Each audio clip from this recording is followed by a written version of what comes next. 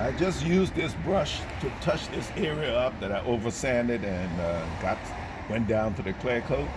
I mean to the primer. The same thing happened here and here. This probably would have been better for that. Just go along like that.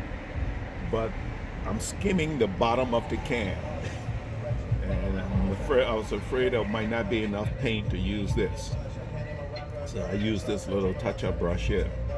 And hopefully when this dries, I'll scuff it up lightly and then dust it with some clear coat.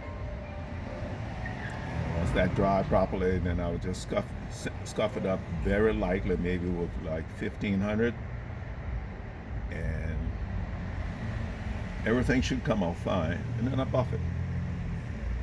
If you remember on this hood, there was somebody had keyed the hood pretty badly.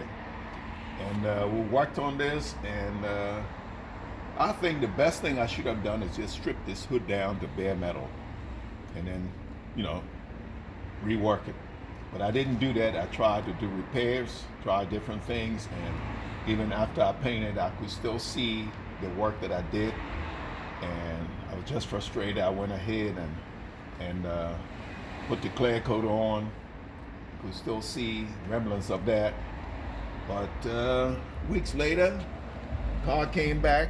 Unfortunately, it got some chips, stone chips in it.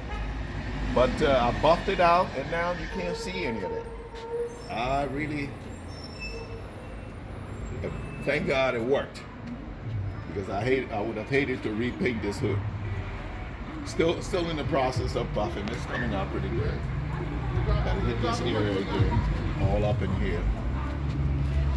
When the work was done, and give it to the customer and told him to bring it back in a week or two so I could buff it. And meanwhile, somebody keyed him again right here. So I had to touch that up, and